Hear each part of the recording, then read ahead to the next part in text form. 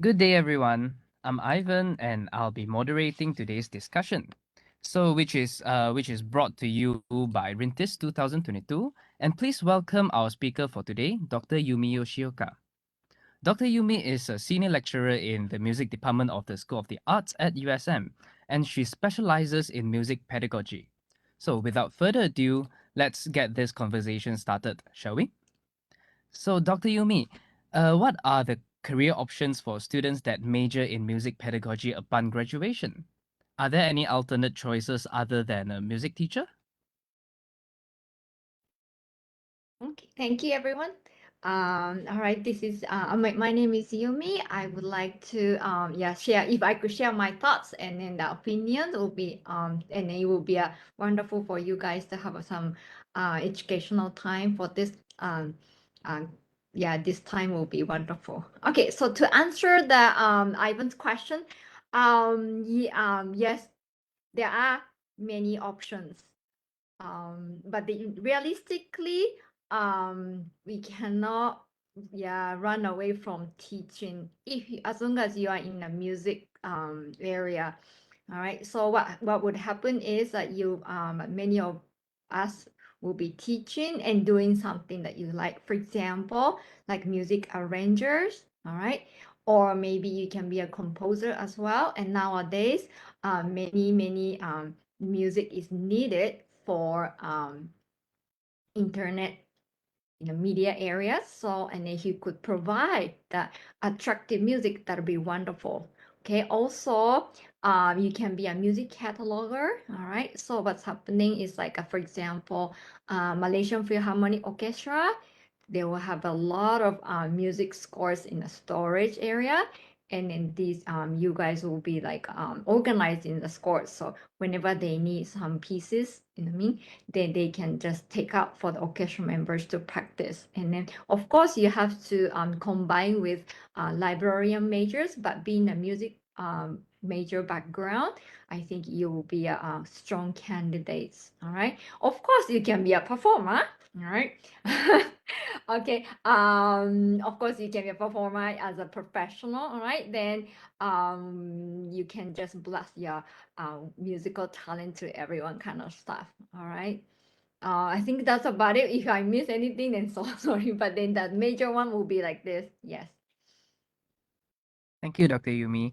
So, for example, if I wanted to be a music teacher when after I graduate, so for independent, do you recommend independent teaching or teach at the music center or at the international school? So, what are the pros and cons between these three different types of teaching?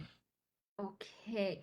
Um, I believe that if you be a teaching areas, there are major one will be the two. One will be the teaching at the music centers. All right, that's where a lot of parents will bring the children there, or you know, what I mean, even adults will walk in to have a piano lessons or violin lessons and so on. All right, and then I think another venue will be the school attached to the school, meaning that's private schools. All right, or because I know some people teach at the private schools, like for example, in Penang Island will be like Hancheng Secondary School. All right, and then you can also teach at the international schools. Right, international schools will be quite popular nowadays, and there are many international schools just growing and growing and growing in Malaysia. So I think international schools, some teachers will be full-time music teachers.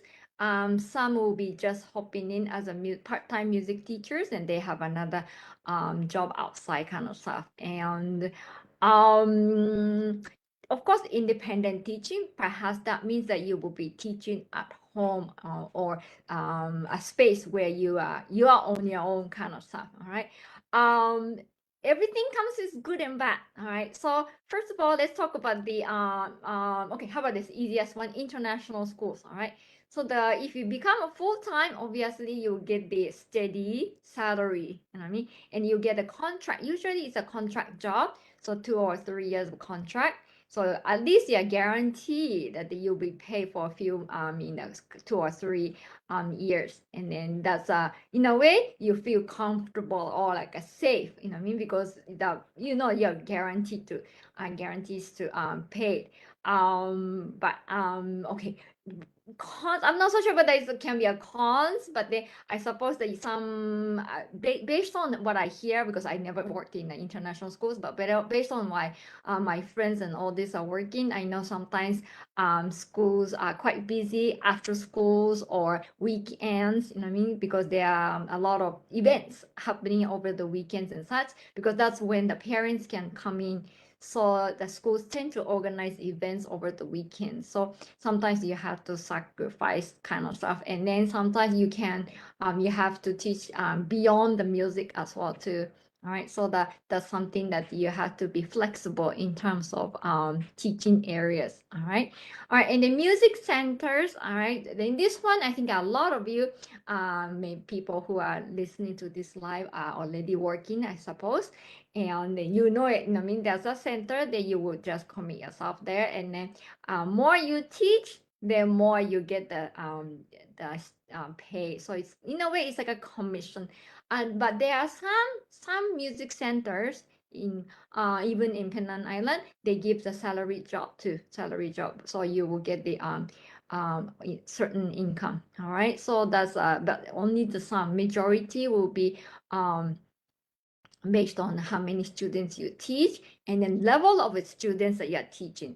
In Malaysia, higher the level, then you get higher paid. The lower the level, you get less paid. And I mean, so that's something else. But then good thing about music center, of course, you can meet with other teachers.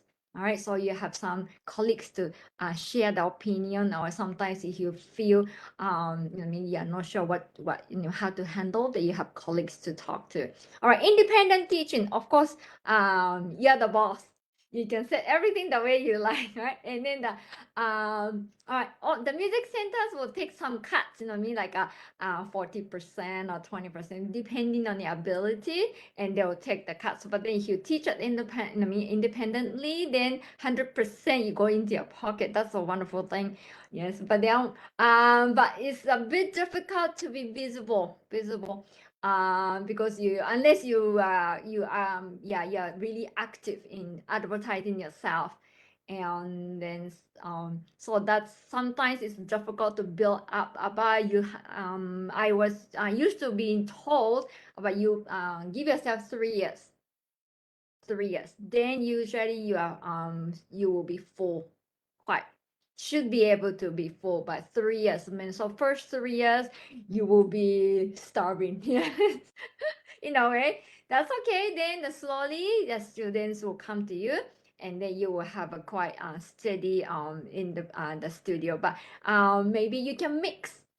So the mix of teaching at home and teach at international school, or teaching at home and teach at music center. You know what I mean? Or music center plus the international school. I think all these are the options for teaching availabilities.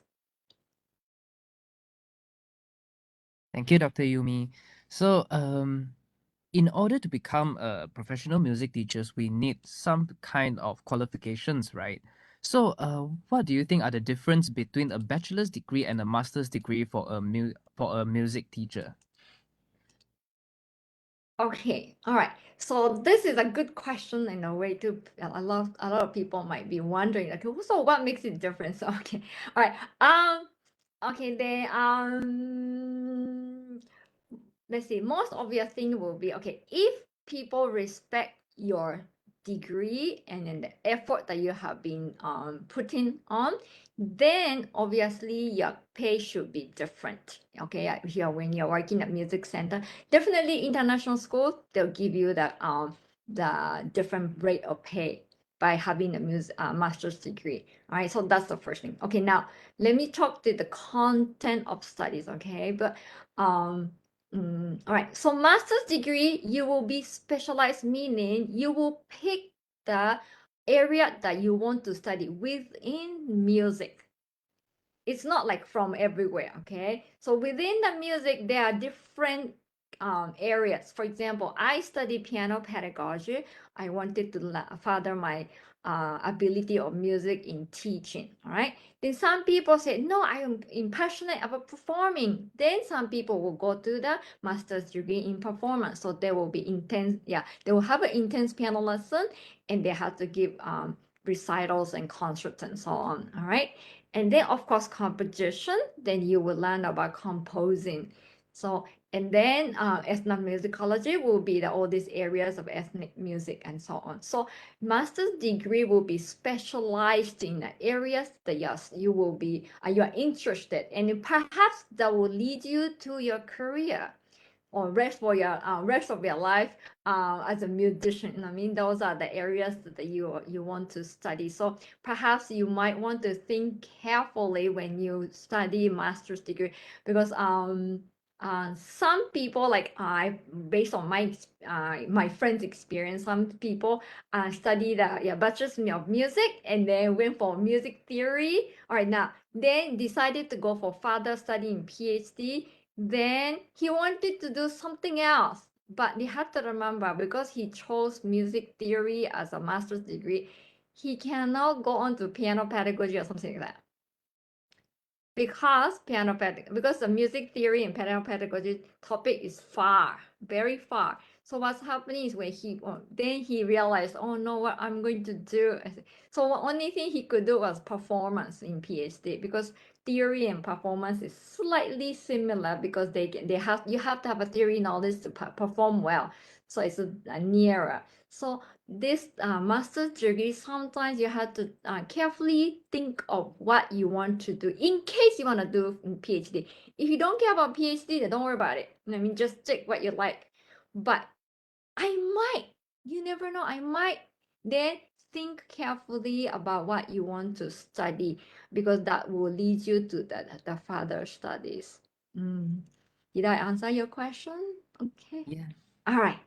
Okay. So so for example, we are finishing our bachelor degrees, right? So other than pursuing a master's degree, is there any alternative training available in Malaysia that you would like to recommend for future music teachers? Yeah, okay. All right.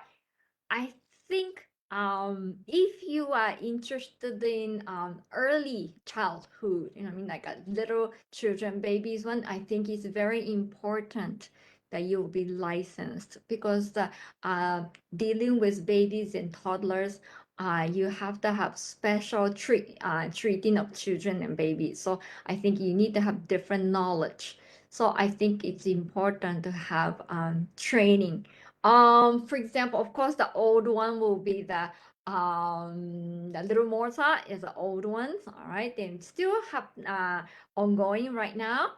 All right, and then another one will be the Kodai. All right, Kodai is a little bit more for the singing, but I believe for music teachers to be able to sing is important. So Kodai is a very important one. Speaking of Kodai, actually Poco Music, what's it called? Yeah, Poco Music Studio has the early childhood education kind of training based on the Kodai one. So this is provided in KL. So if you interested in, you can just go to that website and look into it as well too. All right, and then of course you have, okay, there's another one, it's called Encore.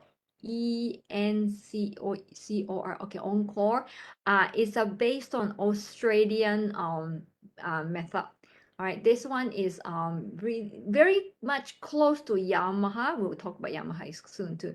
Yamaha, and then it encourages children to play like improvisation. So those are the another options. And then of course Yamaha. I'm talking. Speaking of Encore, then I can talk about the Yamaha. They get to go to Yamaha training. Of course, music carton. All right, that's another one. This one comes with the baby levels. All right, the baby, and then the toddler, and then that early childhood. I mean, you go to the early children kind of stuff. All right, and then these are the almost, I think next harmony music, right? Isn't it? There's one called, and then that one is also called popular. I think it's in what do you call it? It's in Penang as well too. And then just there are many, but you have to remember this has a licensed skills. So some of it you have to renew. You have to take annual training and then renew it. And then so that training can cost a lot. A lot of teachers told me like it's not like 500 or something like that. It's like 1,000 something like that. But you are licensed teachers and you are able to um uh, the license to be able to play, and I think that's important. But then I think all these extra license will be a strength for students who will be teaching in music industry.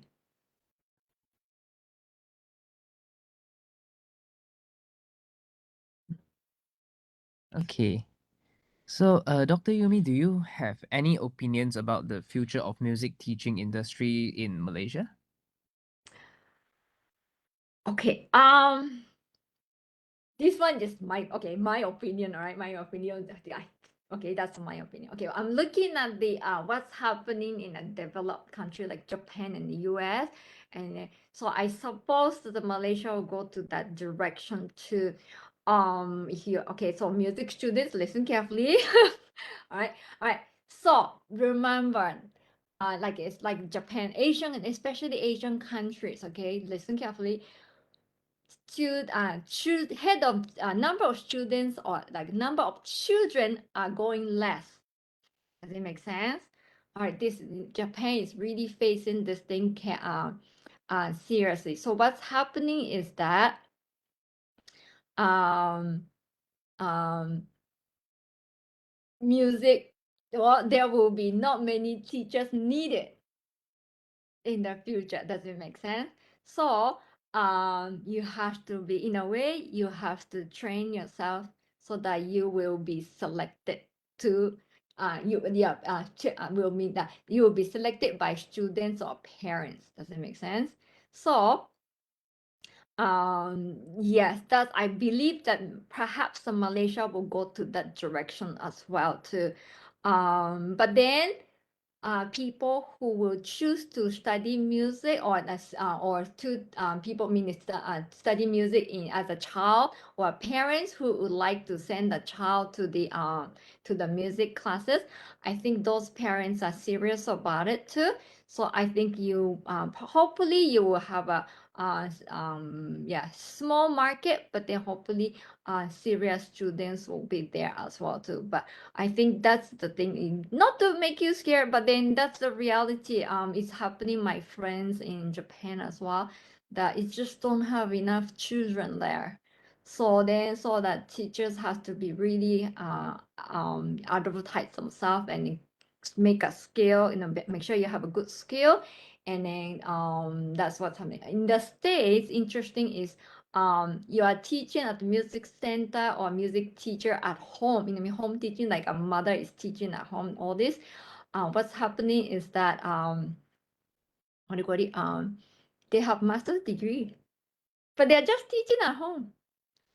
Yeah, in the States, having a master's degree for a teacher at home is norm. So perhaps Malaysia will go to that direction as well. Right now, perhaps a majority of people are satisfied with bachelor's degree, but 20 years down the road, who knows? Malaysia might become like the US. Then maybe master's degree is like everybody has it among. I have a music degree means people kind of assume that you might have a master's degree. So I'll never know, but it might go to the direction in Malaysia as well. Okay. Dr. Yumi, so since the COVID-19 pandemic, and a Mm. lot of music teachers have switched into online teaching. So do you think is it possible that music education will be a complete online in the future? Is that I possible? don't think so. I don't think so. All right. I did. I believe that it'll be a mixture. And I think just take the best out of both. I mean, physical, physical teaching has a good thing, and then yes, the online has also a good thing as well too. So I feel that it will not be 100% online only, but perhaps some of the subject like a theory I do teach in online too, because it's a group class and sometimes it's difficult, so I do teach online. But in as far as the lesson wise, I think 100% may not happen. But good thing about online, you can get a lesson from teachers from the States, or teachers from the Europe and all this. So but maybe perhaps some people may take the online 100% because the teacher is in a different country, or it's just far too far away to take lessons from.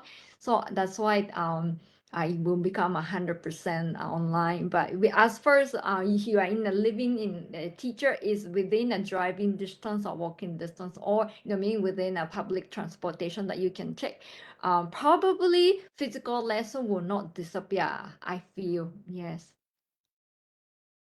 Mhm.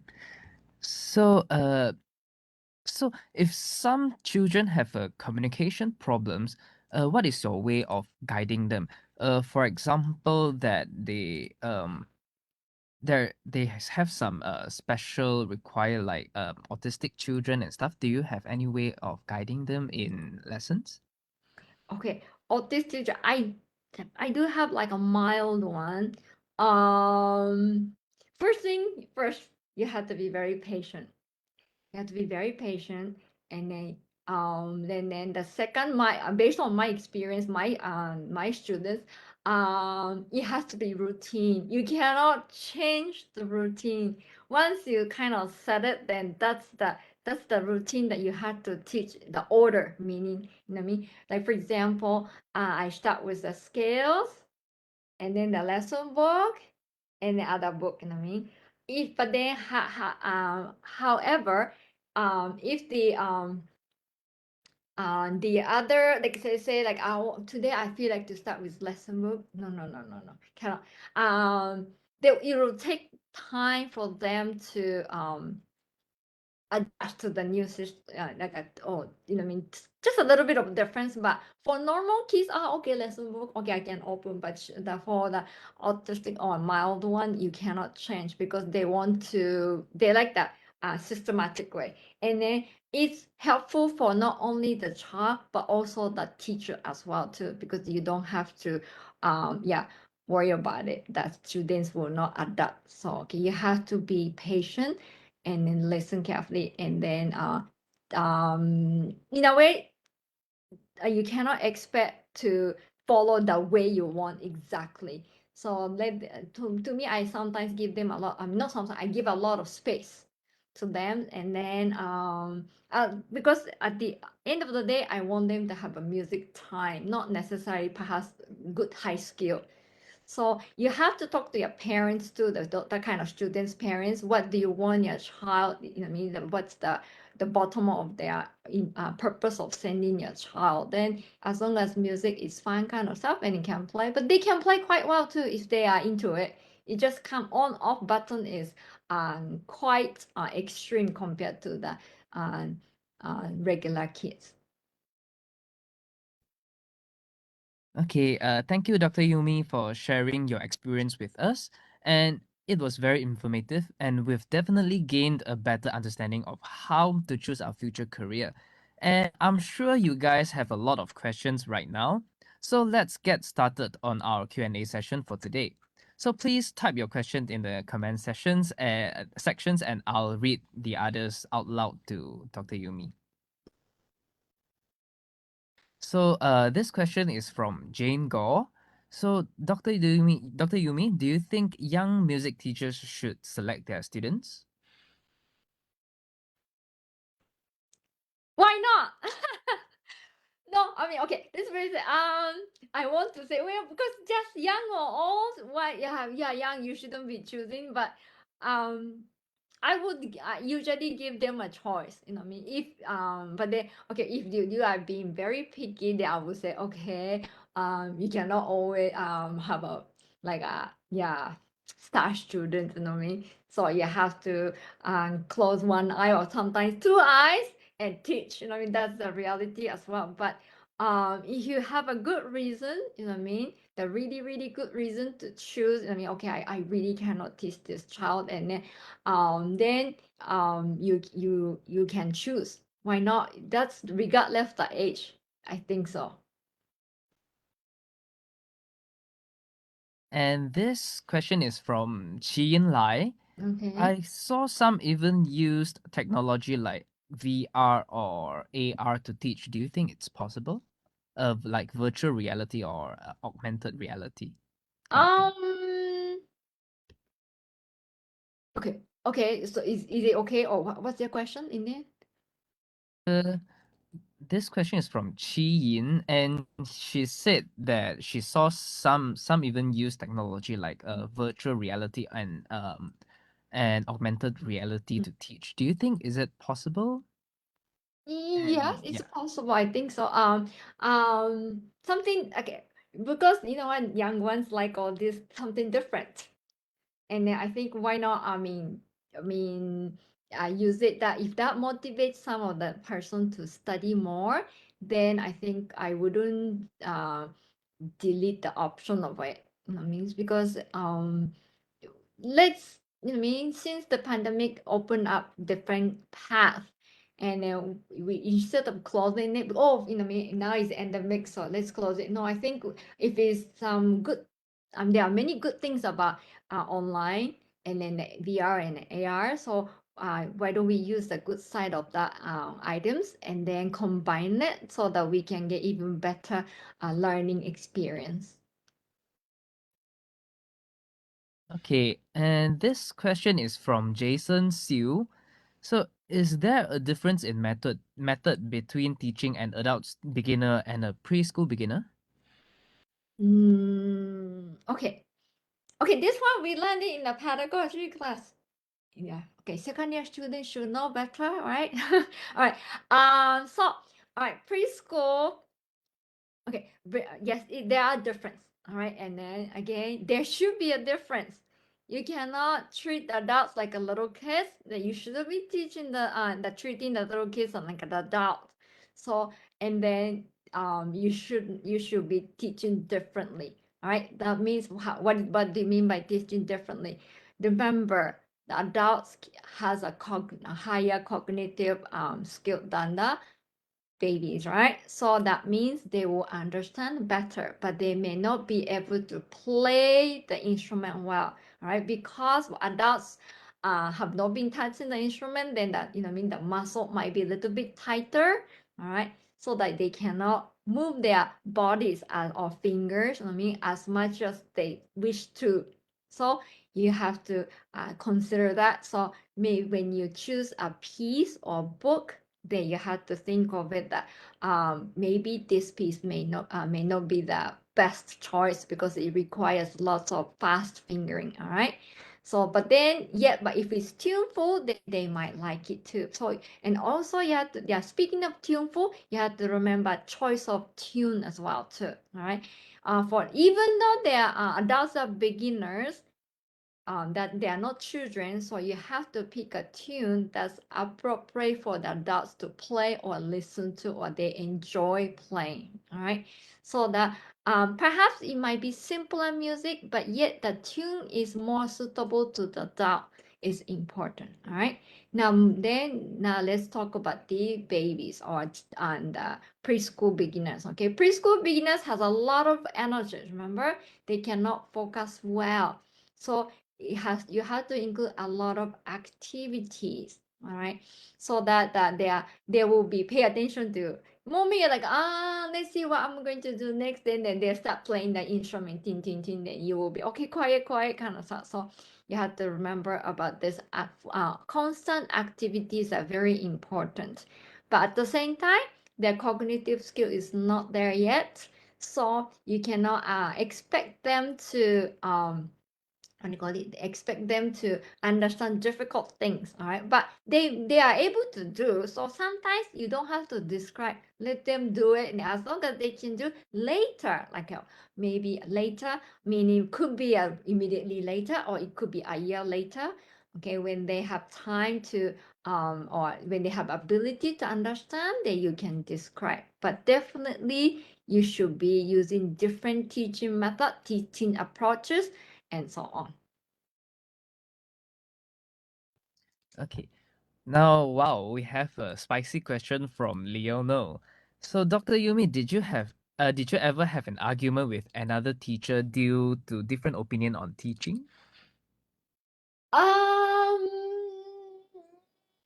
okay, let me see. Yes, I don't know whether argument, I don't know, but yeah, I did have a this okay, different changing opinions. I never had I try not to have arguments, it's not nice. So try not to have, but yes, I do have that I do exchange some opinions, yes, and then okay, but then I think nothing wrong with it. I try not to make it heat up, but then I try to calm myself down, and then that time I may not like it, but when you calm down yourself and then go over the conversation, there are many things that you can learn.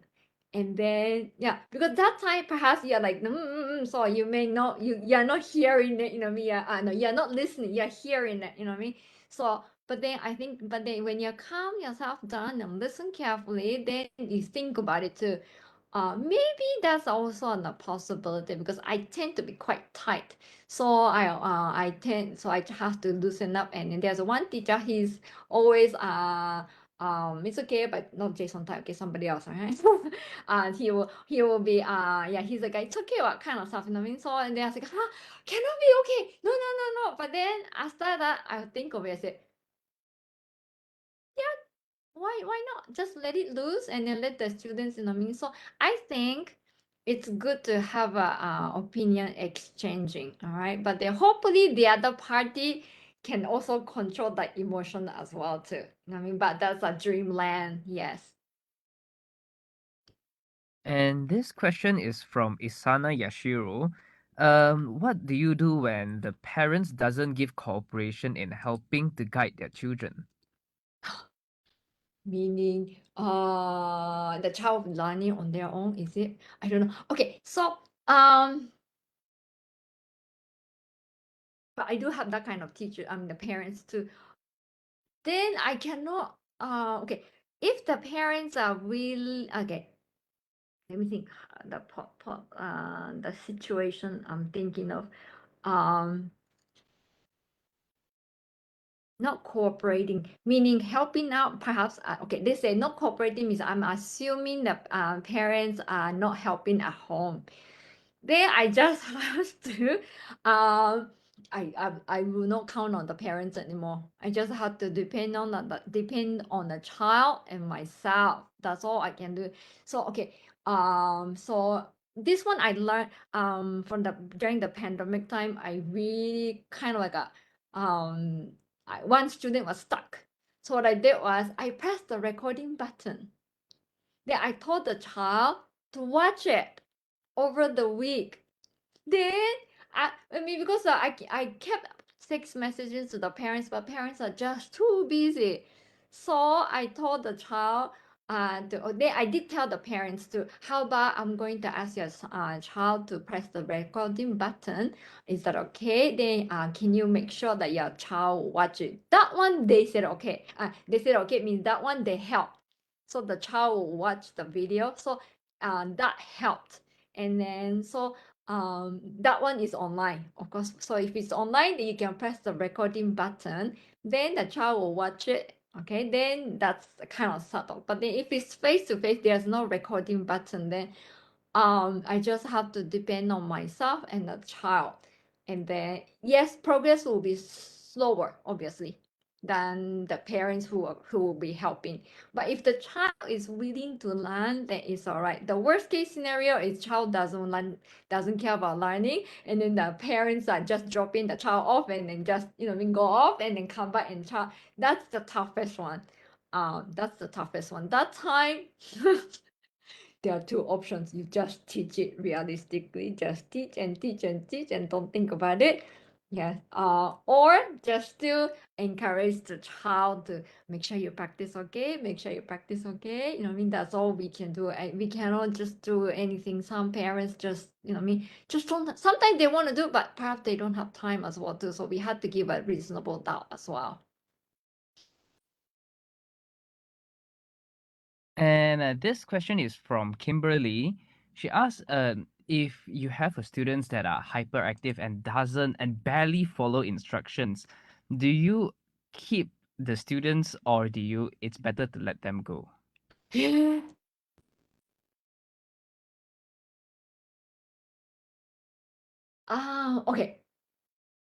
I do have.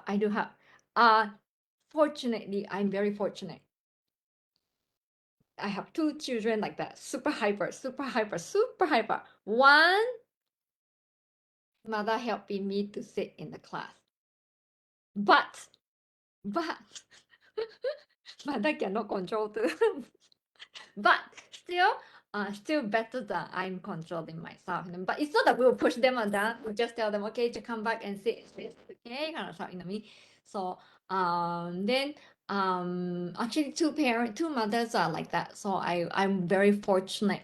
But if you have to do it on your own, then if you really okay, it's depending on your tolerance level. Are you, or I mean, are you a really, really, really kind of like, it's over the head and you just cannot take it? It's not good for your health too, emotional health as well.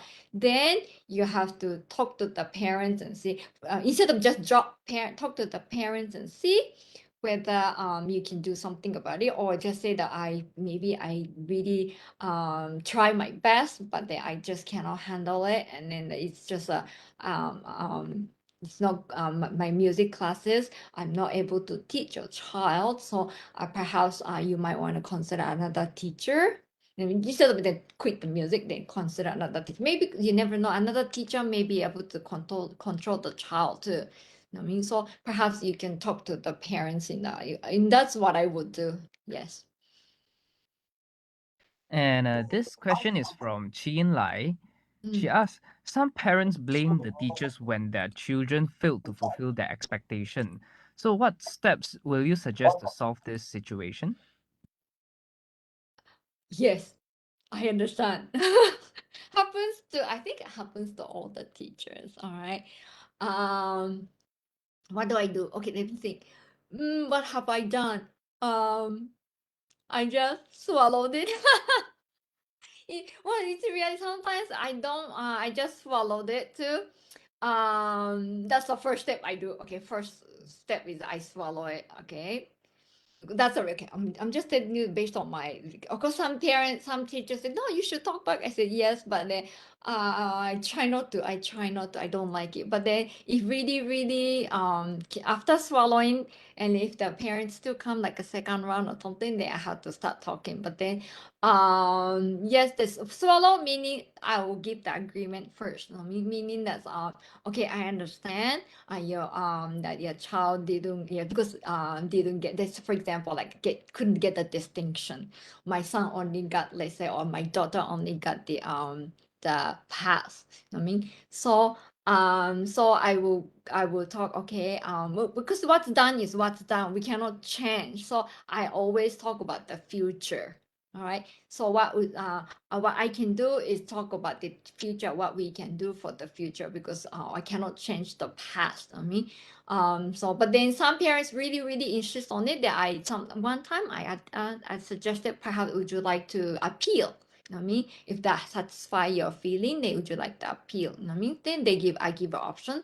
The second one is talk about the future. All right. So what should we do? I mean, if the parents feel like, so I can sense that maybe that they may like to change teachers, then I sometimes would you like to switch to another teacher, okay? But if we say no, that's not what I want, okay, then we can talk about the future. Perhaps you have to do. Shall we? I will first. You have to give the thing what you can do as a teacher, then ask them what they can do for, I mean, their side too, because you have to describe to them remember, piano teachers don't meet them every day. I'm sure a lot of piano teachers are nodding behind this computer screen, all right?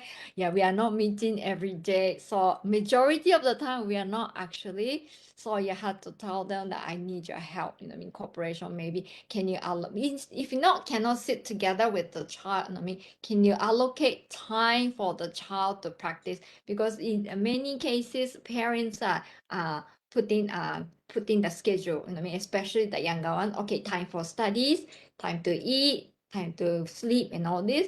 And then could you allocate a time for your child to practice? Then they will say yes or no. If no, they cannot do anything anymore. But they will most probably they will say yes, of course.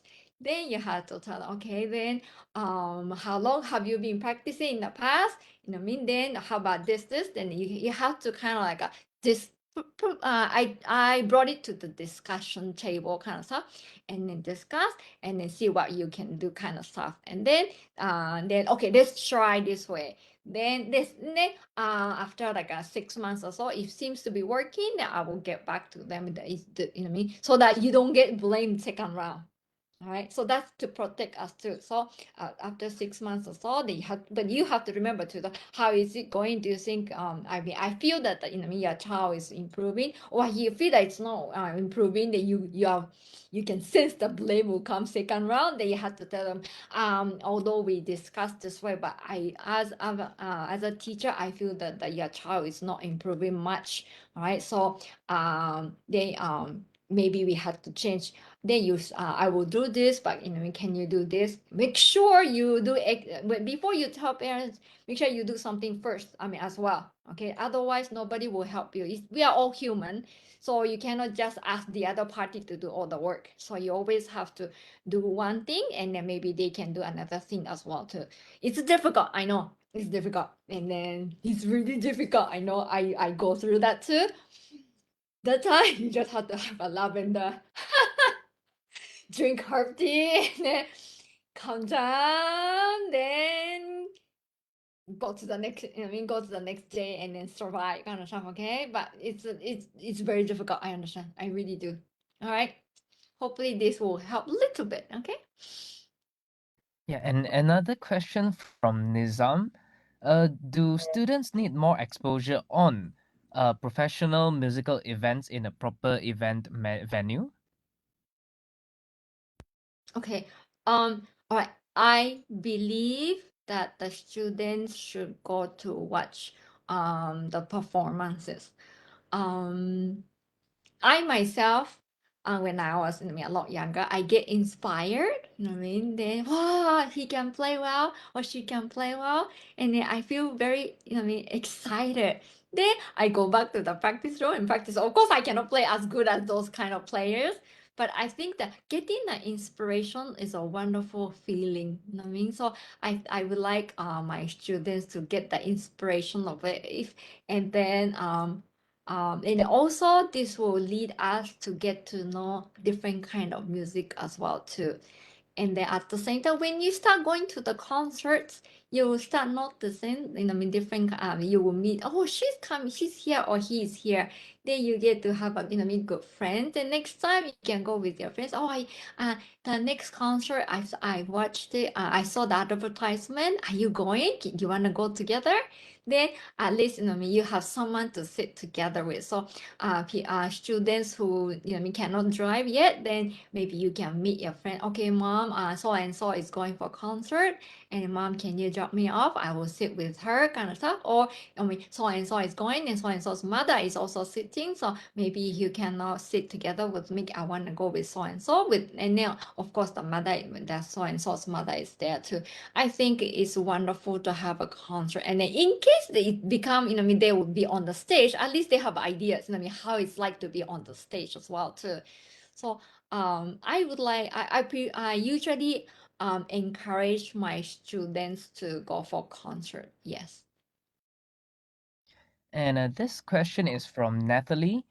What's your process for choosing a piece for a class? Okay. Um.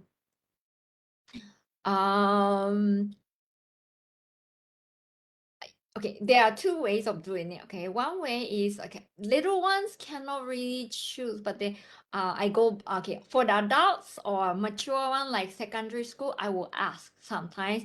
I may not be able to give all the choices, but I will ask like, do you have like after certain skills, like for example, grade 7 or grade 8, you know, what I mean around that ability of students, I sometimes give choices like um meaning that's about intermediate, okay, late intermediate to getting into the early advanced students level. I usually ask, would you like to, at least if I cannot give, you know, whole entire choices, would you like to play major keys, minor keys, exciting piece, relaxing piece, or which period of like I usually like, or you know, would you like to learn Baroque period or romantic? I give choices. I do give choices. Then I will pick from there. But so at least they have some they can put into their opinions. So when I pick, then when I pick a piece, I usually describe for the like about that level.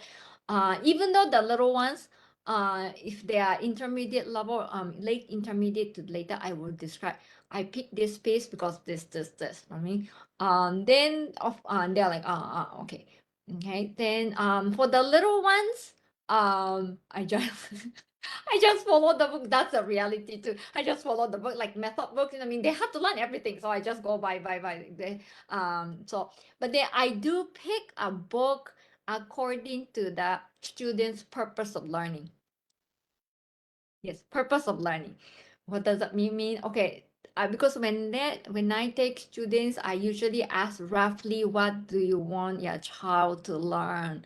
All right, some of the parents will say, as long as she is enjoying, I'm okay. Some of them say, if possible, I want my daughter to have grade A piano because I'm a piano teacher, so they can grade A or diploma, something like that. So I will ask them if they want to have fun, no graded exam or something. Then I will pick a piece that's like a collection of fun music, a little bit more. But the one that, oh no, I want my daughter to take exam and such, then I will have to pick that little bit more suitable to the exams too, as well too. And then, but that time the child is young, so I will describe to the mother again. Of all this, I describe. I think is the key is to describe, and then so that they are also part of the learning and then the decision making too. I think that's it doesn't have to be long. Just describe like 5 minutes, and parents like, okay, kind of stuff. And then, but some parents will bring the book for you, and then I usually don't fight, but I just okay, we'll try. Because you know what even you push it back, it's kind of like you reject immediately kind of stuff. I've done it before, but based on my experience, I realized that give them a chance. I will actually I will take the book and I will teach first, and then so that you know, my parents are satisfied, and I tried as well too. Then after that. I will reject, but then sometimes it's really, really like, for example, this is too easy for your daughter. Let's change it to the more difficult one. If the parents says, or would you like to have easy one? I just ask them, then they say, easy one is fine, then let them do easy one. If it's no, I want my daughter to challenge herself more, then I will go for the more difficult one. So the case by case. But then again, I try to include parents as much as I can, or the students. Mm. Yeah, and this question is actually from myself. So, Dr. Yumi, when you're teaching, like, how do you motivate the students that are basically forced by their parents to attend music lessons where they are not even interested in music to begin with? Ah, Like, I know I do have that kind of students too. Obviously, the mother is, you know, but then I think you know, they meant well too. Um, I just had to I just had to talk to the child. That's what I do. You have to learn because you know your mommy wants you to learn, but at the same time it's good, you know what I mean? So that you can learn it, and I'll pick the piece that you like as much as you can. But at the same time I cannot give all the nice pieces too, because you know what, you have to improve yourself. So I do talk to them, but I know they don't practice, and I know you're teaching the same pieces forever and then same mistakes, and then next week you are teaching the same mistake to correct, right? I know. And then at the same time, some parents will ask you, okay, when will my daughter take exam? You're like, oh no, but your daughter has not been practicing, so it's very difficult to tell which piece. This is where I know that teachers are forced to teach three pieces only because a child is not motivated, but they're forced to learn lessons. So and then you're pressured to send a child to the examination. So no choice, but you just teach. Okay, you just learn the three pieces. Okay, then you take an exam. So out of desperation, this happens. I understand but then at the same time I try to but then try but I have been managing to teach more than three exam pieces, and then but then I will usually I will just teach until certain age, and then I usually talk to the child. Listen, obviously you don't like piano lesson, right? The child will say yes. I think it's time that you sit down and sincerely talk to your mom that you want to do something else. Okay, but so instead of drop everything, you just say that with the time that I've been putting in music, I would like to do better in put effort to that one. But that one you have to be patient. I usually have to wait until secondary school. So yes, all the primary schools I will teach. And I've done it. I've done it. Yes. Hopefully that answer your question. Yeah, because some of them came to lesson like every week. They say, "Oh, like that, like they're not Yes, interested at all." I So know.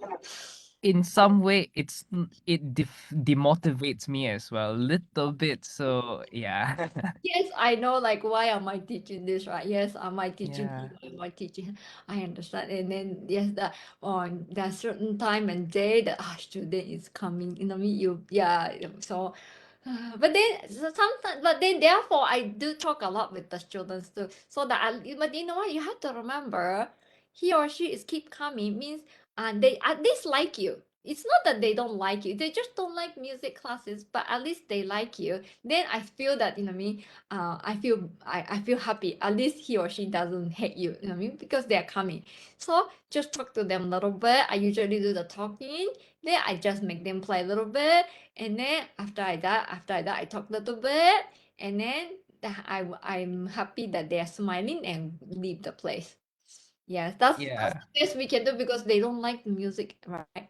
So that the yeah, best we can do is as a music teacher, hopefully they will not hate music. I mean, the memory that they have with you is happier than stressful piano lesson. So yeah. yes, So you can sort of feel the environment changes when they came into the lesson, right? Like the air just suddenly become frozen and kind of thing, and then you just have to spend like 5 to 10 minutes just to liven the moods up, kind of thing. yes, Yeah. yes, we Mm-hmm. all do. Yes. Yeah. Okay. So, unfortunately, our time is running short, and this will be our final question for today. And this question is from Jenna Tan. So she asks, "Hi, Dr. Yumi. Would you mind to share some pedagogical approaches when moving to the online teaching, since there might be some changes if you compare with physical music lessons?" Okay, let me think. Reading question. Okay. All right. Based okay, all these are based on my experience. There's some students just not good in online, and there's some students okay they could adapt, all right. But the first thing you have to remember is you cannot really yeah, you can show it through the camera, but there's a limit to unless you have so many cameras devices, you can afford to have so many, okay, from top bottom and left and right and all this kind of stuff, then I understand. But many of us will not be able to afford such a high tech thing as well too. So you have to remember about what can we do as a teacher, okay, and then what can the child do, but they are but then the good thing about child, they adapt very well. Then they get used to it quite a lot faster than perhaps adults as well too. So I think that people will be so what you have to do is you have to describe a lot more. than you do teaching on face to face. All right, because you have to yeah. Okay, look, even at me, when you want to tell them to look at this part of the score, you have to describe in detail so their eyes are really there, because you cannot point at the score for you, you know what I mean? You have to tell them, all right? So that's what's happening.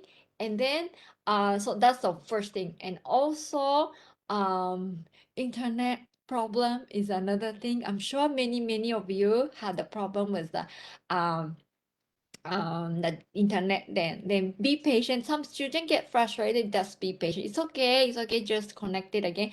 Or maybe sometimes I off the camera, I tell the students, okay, I believe that you and me are using, okay, sometimes I have to tell, okay, make sure you're using the correct finger numbers. Okay, today your internet is weak, so the line is weak, so you have to off the camera. I understand. Now, are you using the correct finger numbers? And then a lot of students say, no, I'm not. I said, fix it there. Yeah, if you're being nice, then they will be honest to you. And yes, I'm following the finger numbers, but maybe not all. But you know, I mean, at least they think that they are. So I think this is something that you have to trust them to in the internet situation.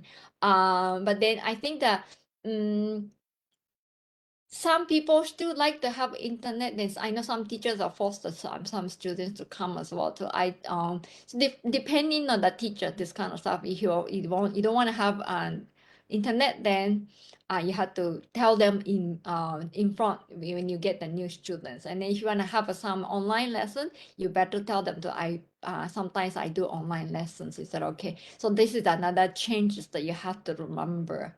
All right. Did I answer all the question? I hope. Yes. Yes. So, thank you everyone for attending the sharing session, and thank you, Dr. Yumi. Thank you so much for sharing the discussion today. Yeah, So well, we'll be ending our discussion now. So take care, everyone, and stay safe. Bye bye. thank you. Bye bye.